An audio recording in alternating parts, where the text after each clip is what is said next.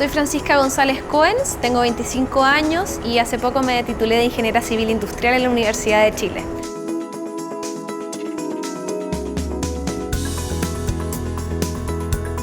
Me di cuenta que desde la ingeniería se pueden resolver problemas que impactan a la vida cotidiana de las personas en diferentes ámbitos. La gente que ve el programa de Ingenio se va a encontrar con muchas cosas entretenidas. Vamos a conocer diferentes historias, vamos a conocer diferentes investigaciones que están haciendo profesores y académicos que ayudan a mejorar la vida diaria de las personas.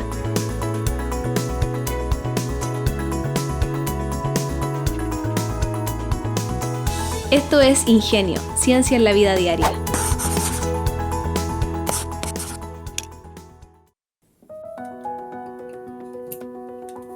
Hasta 1940, en Chile, por cada 1000 niños, 200 morían antes de cumplir un año. Hoy en día, la mortalidad infantil es muy baja y también se ha conseguido aumentar la sobrevida de niños que padecen graves enfermedades respiratorias. ¿De qué forma la ciencia de los datos o data science nos pueden ayudar a mejorar la calidad de vida de estos niños y sus familias?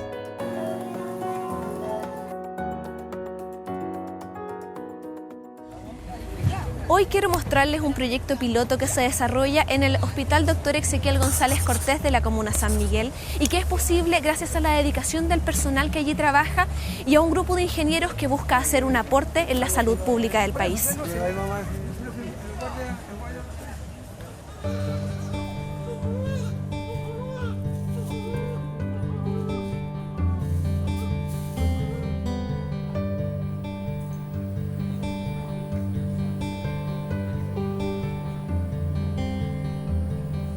Cuando uno tiene una enfermedad cualquiera, en este caso la apnea es cuando un paciente deja de respirar por mucho tiempo. Lagunas de más de 20 segundos y son repetidas muchas veces durante una noche, por ejemplo. Entonces nosotros pensamos que podíamos desarrollar algún algoritmo que reconociera estos patrones y que pudiera alertar de forma proactiva al equipo de doctores o a la familia.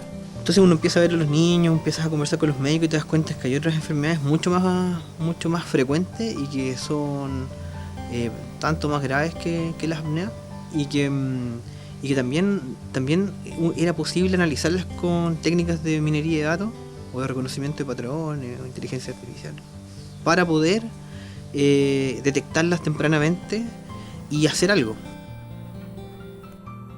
El Hospital Dr. Ezequiel González Cortés está orientado a atender las necesidades de una población de aproximadamente 400.000 personas y su principal foco es la atención pediátrica. Algunos de estos niños son parte de un programa de ventilación mecánica domiciliaria y necesitan de la asistencia del personal médico de manera permanente. Que lo que atendemos es toda la patología pediátrica de mediana complejidad y gran complejidad.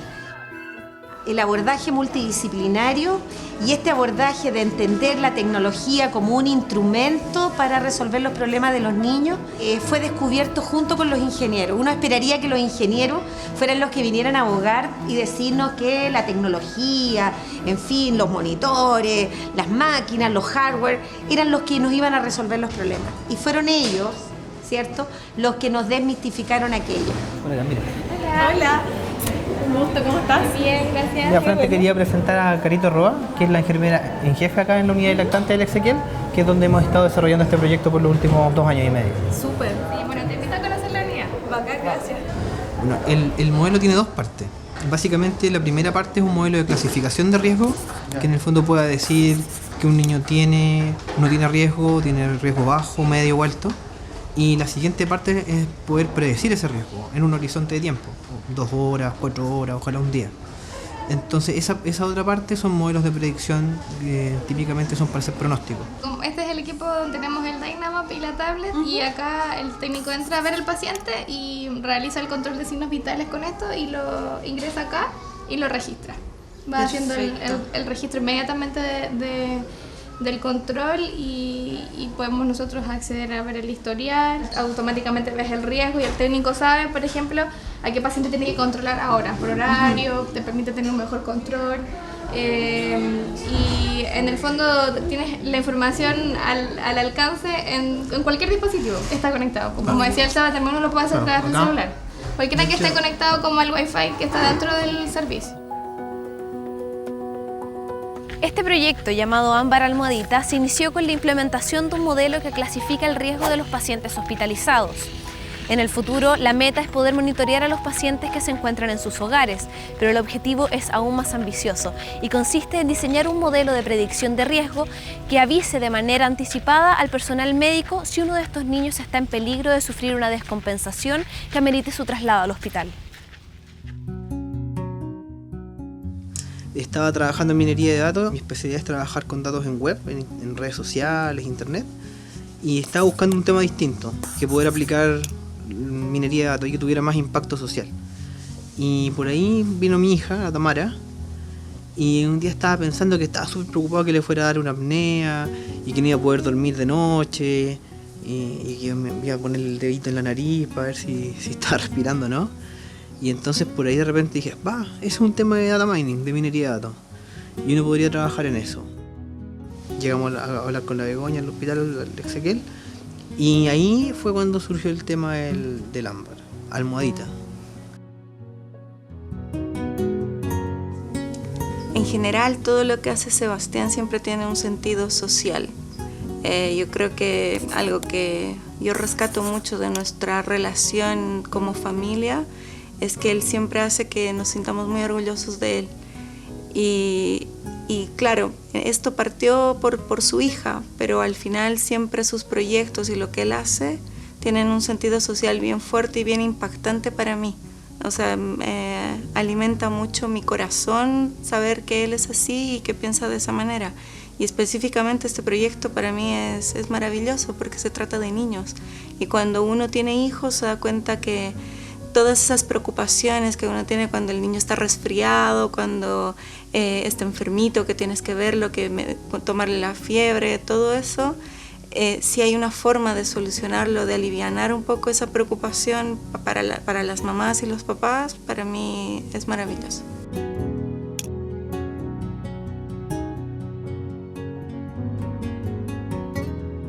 Primero que nada, la realidad del hospital.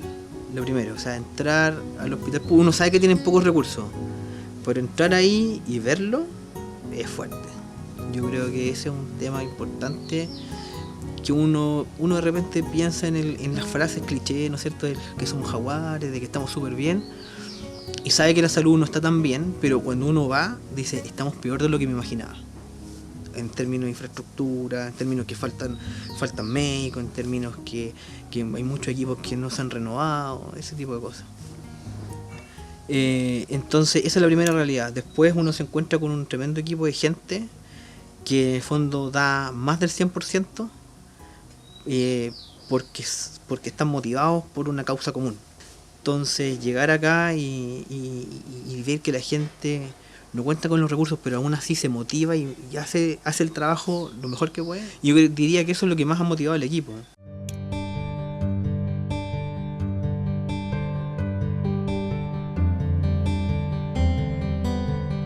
Yo sabía en mi embarazo que José Ignacio tenía puro síndrome de Down. Mi embarazo fue muy crítico, muy malo, porque ni siquiera los médicos sabían qué enfermedad traía. Me tuve que hacer una cesárea de urgencia a las 39 semanas, el José Ignacio se estaba asfixiando. Y cuando nació negrito y todo, y el José Ignacio cayó al tiro a la UCI. Y ahí me dijeron que tenía atrofia espinal muscular tipo 1. El diagnóstico fue horrible. O sea, porque él no tiene mejoría. Yo lo tengo que aprovechar mientras él esté aquí en este mundo que le decimos nosotros. Y él ha cambiado mucho mi vida, al 100%, porque yo tuve que dejar de trabajar, dedicarme el 100% a él. Dejé mi familia, dejé vacaciones, dejé todo por él. Dedicarme toda la vida a él, porque José Ignacio es algo muy especial para mí. 2 a 10 años que hay comportamientos distintos a Yo llegué el año 2009, 2010 aproximadamente, y un poco nos fuimos como encantando el hospital con nosotros en el desarrollo de este proyecto. Teníamos idiomas en un principio que eran un poco diferentes, ¿ya? Nosotros no entendíamos mucho de los términos clínicos y ellos no entendían a lo mejor un poco lo que tiene que ver más con los temas de ingeniería, de gestión, procesos, etc. Pero una vez superando este tema como más idiomático, también pudimos lograr darnos cuenta de los intereses de ellos y ellos de los intereses de nosotros, ¿ya? Y a partir de esto poder desarrollar proyectos colaborativos entre ingeniería y salud. Genial, porque te permite ver como los rangos superior e inferior de cada una de las... Para que los modelos predictivos tengan mayor efectividad, es necesario contar con una buena base de datos, la cual, además de ser minuciosa, es necesario que sea lo suficientemente grande y representativa del universo, que en este caso son pacientes críticos. Al comienzo no contábamos con un buen volumen de datos. Entonces primero implementamos el AMBAR, que nos permitió registrar un buen volumen de datos. O sea, tenemos más de 20.000 registros de signos vitales hoy en día. Y luego juntarnos con el personal de salud para etiquetar los riesgos de esos signos vitales, a ver si estaban buenos o no. Los datos son los que en definitiva te permiten o bien generar una cierta historia de cada paciente, o generar una historia grupal de un conjunto de personas que tienen alguna enfermedad o algún síntoma en específico. Y en la medida que uno pueda contar con más datos, puede entrenar de mejor forma los modelos predictivos para así o bien saber reaccionar mejor a cada persona, o frente a un nuevo paciente que se esté incorporando, por ejemplo, a estos programas y de los cuales no se tenga ninguna historia, tener una base robusta para saber contra cuáles datos sería comparable, para así no iniciar de cero frente a nuevas incorporaciones.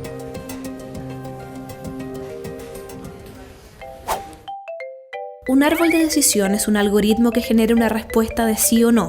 Para ello, utiliza una base de datos para aprender el patrón que nos interesa.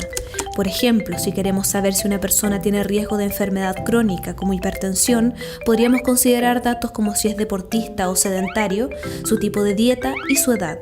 Las aplicaciones que tienen los árboles de decisión son tan amplias que van desde cómo entrar a un smartphone usando una huella digital hasta las recomendaciones que salen en un buscador web.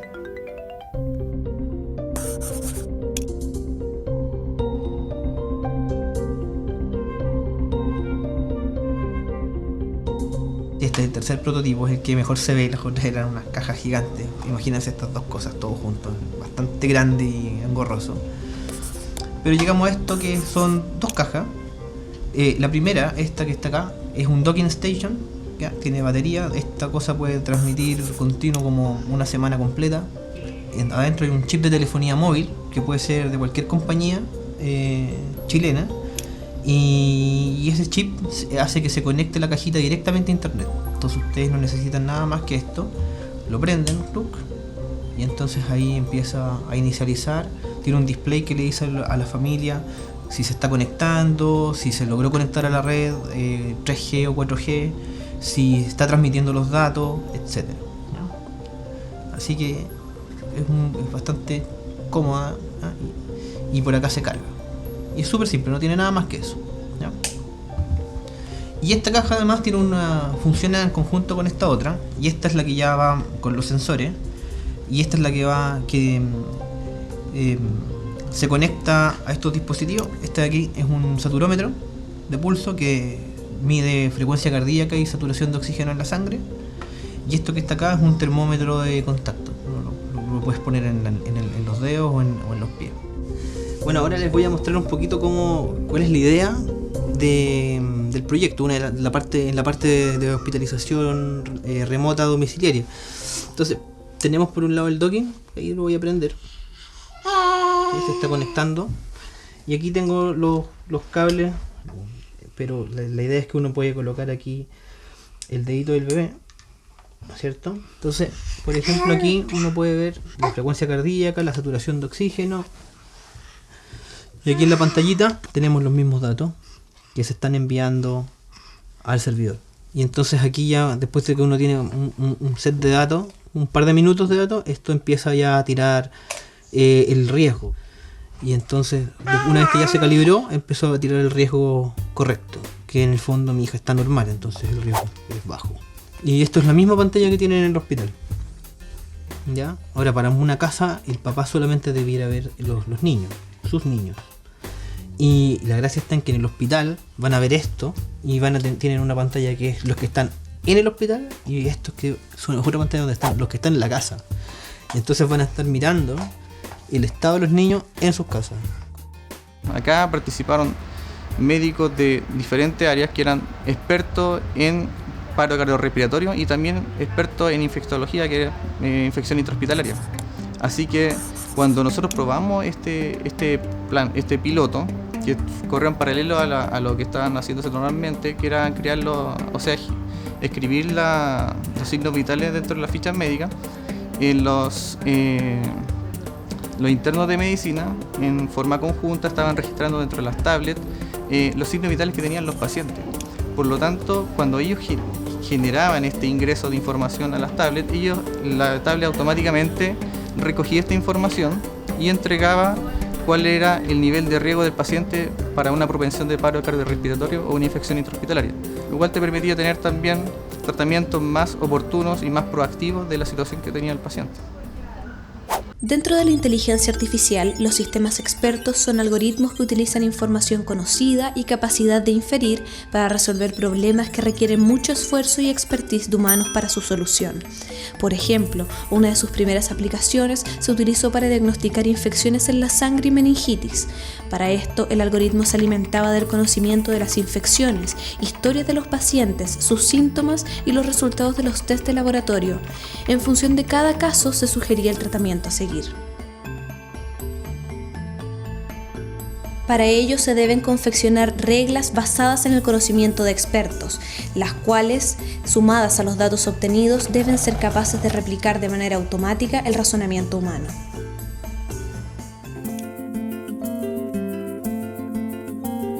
Este es el carrito que se adaptó para poder utilizar el sistema. Tenemos nuestro monitor de signos vitales y en cada uno de estos con los que cuenta el servicio está la tablet.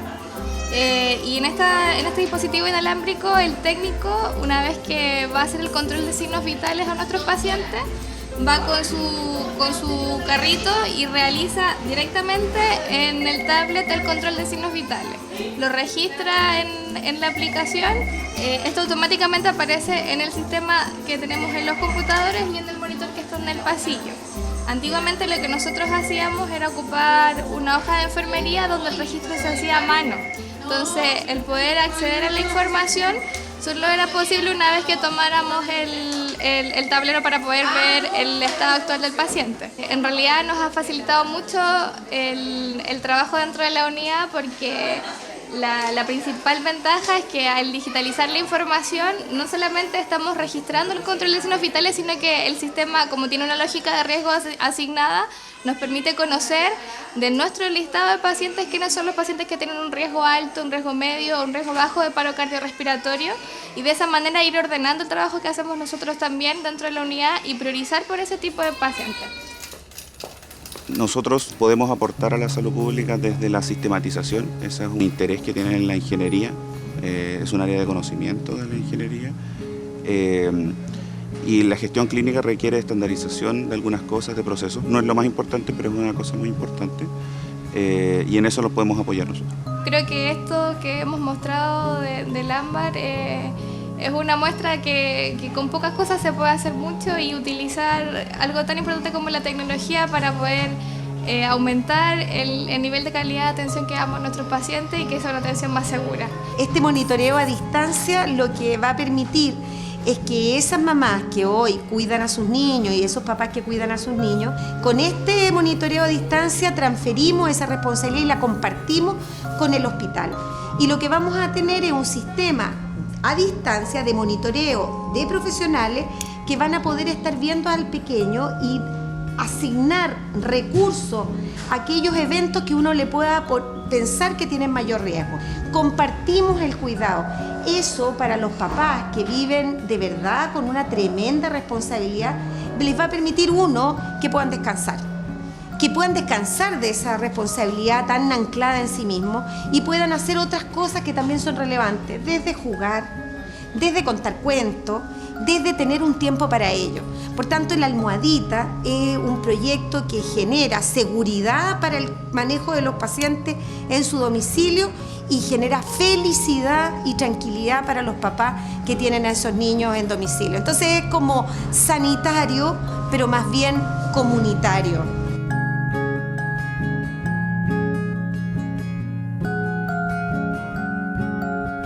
Lo encuentro muy genial. Muy genial porque así sería mejor para uno de que si estuviera monitoreando la de allá del hospital, o sea, el José en el momento que se convence, porque me llame y me diga, llévelo, y yo lo voy a llevar y van a saber a lo que vaya a ir allá. O sea, uno no tendría que estar explicando allá, porque ellos ya lo tendrían allá. E incluso yo creo que les serviría también para ver las veces que el José convulsiona en el día. Que a veces nosotros no nos damos cuenta, pero ellos se darían cuenta con ese monitoreo. Les serviría de harto. Tener esa visión, ese cordón umbilical con el hospital, porque que en el fondo el sistema está encargándose de, oye, te advierto que algo le puede pasar, ten cuidado con esto. Yo creo que eso hace que los papás estén más tranquilos, que uno por lo menos tenga esa certeza de que, mira, por lo menos voy a tener una alarma a tiempo para poder tomar al niño y llevarlo al hospital.